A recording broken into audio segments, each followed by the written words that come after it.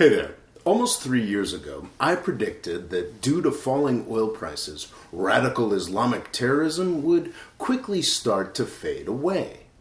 And that is exactly what happened. It was always Saudi Arabia and the other Gulf states that funded all that death and destruction. Now that they have less spare money, everybody else gets less terrorism. Now, this is a hard point to back up. Every media and government organization in the world profits from fear, and they really don't want to document the fact that one of the biggest justifications for their budgets is in the process of disappearing. So nobody's really covering this, and I'm just one guy. I couldn't possibly put together a database that could document this. Well, about 1.5 years ago, I solved this problem hilariously by using one of the most bigoted and anti-Islamic news sources you can find.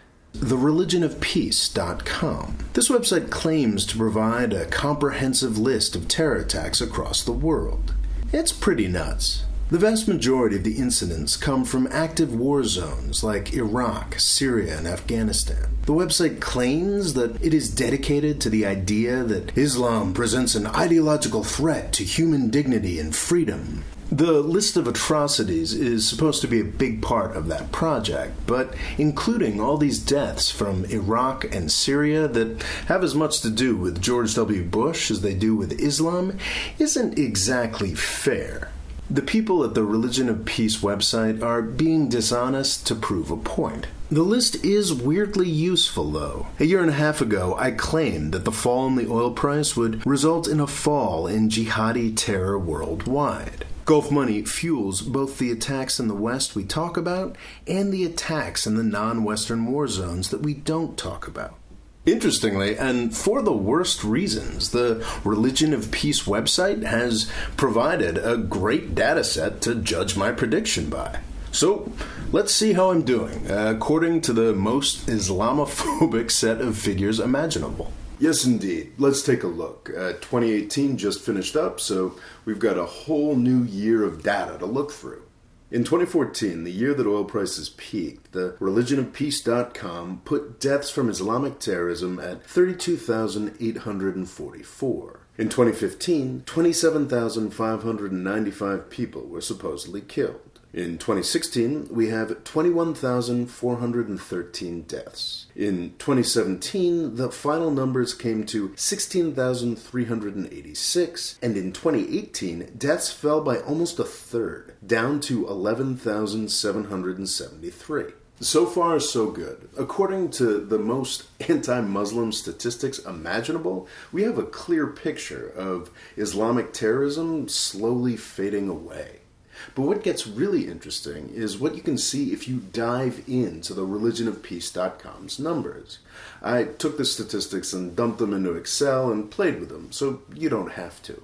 It turns out that this already low number for 2018 is absurdly inflated. First off, over 1,100 of the deaths listed in 2018 didn't happen in 2018. They are mass graves from the heyday of the Islamic State that were discovered in 2018, but date back to earlier days of higher oil prices and more Gulf funding for terrorism. I know I shouldn't be holding our bigoted data set to such a high standard, but using 2014 or 2015 deaths to determine how scary the world was in 2018 just strikes me as fraudulent. And then there are the deaths from Nigeria that get into shakier territory. Some of the killings in Nigeria in 2018 were carried out by Boko Haram. Now, that's the classic example of a Gulf-funded, Saudi-educated African terror group. But this conflict, the Boko Haram conflict, has been superseded in 2018 by a conflict that is almost completely separate. As the International Crisis Group pointed out in July of 2018, almost 6 times as many people had been killed in this separate conflict between largely Muslim herdsmen and largely Christian farmers. This conflict between the Fulani herdsmen and other Nigerian ethnicities flared up in 2018, but it has been going on for centuries. It was a large factor back when the British controlled the country and when less than 2% of northern Nigerians were even capable of reading the Quran. This sort of conflict doesn't really strike me as terrorism. For me, these conflicts are more about land than religion. Conflict over land and how to use it is a universal in human history, from massacres carried out by Mongols and U.S. pioneers to very non-Muslim farm occupiers in Zimbabwe and South Africa to U.S. radical Cliven Bundy and his occupation of federal land. The conflict between herdsman and farmer is as old as farming, and I don't think it makes sense to include these deaths in our total. So when we take out the non-Boko Haram deaths from Nigeria, we get down to 9,425 deaths from Islamic terrorism in 2018. Worldwide. That's like an eighth of 2017 drug overdose deaths in the United States alone. I can see why the Religion of Peace wants to see a higher number. They kind of need to. This kind of drift is becoming more essential to the Islam hater. The general public is concerned with their chance of dying in a terrorist attack. As that chance gets smaller and smaller, those who profit from fear need to dig deeper and expand the definition of terrorism wider and wider.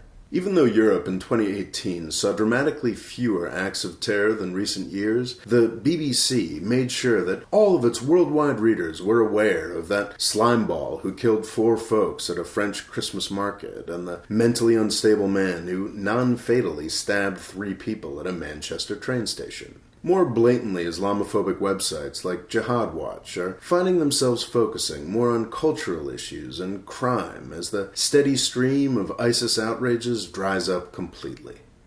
Things are going to get a lot more desperate for the merchants of hate. 2018 was the year that their biggest supporter got bored and moved on. For almost 2 decades, the Department of Defense and its enablers have been focused on Islamic terrorism. For years, the metastasized military-industrial complex sent tons of money and personnel sloshing towards anti-Islamic organizations like the Gatestone Institute and Jihad Watch. Some of that still definitely goes on, but it came to a sort of symbolic end in January of 2018. That month saw the release of the new National Defense Strategy. To quote directly, "Interstate strategic competition, not terrorism, is now the primary concern in U.S. national security." Interstate strategic competition, not terrorism. Not terrorism. Not Terrorism, not terrorism, is now the primary concern in U.S. national security. After using it to justify outrageous budgets for 17 years, even the Pentagon now acknowledges that terrorism is fading away. That's why everybody in Washington, D.C. has been working so hard this year to get us scared of China again. Now, don't get me wrong, there will be more acts of terrorism that use radical Islam as an excuse. Some of them may even be spectacular or horrific. But as a general, larger phenomenon, radical Islamic terrorism is fading away into history. That's pretty cool. Thanks for watching. Please subscribe. And if you want to know more about Islamic terrorism and the U.S.-Saudi relationship that created almost all of it, you should check out my short book, Everybody's Lying About Islam, available now on the Amazon Kindle and in paperback form. Thanks.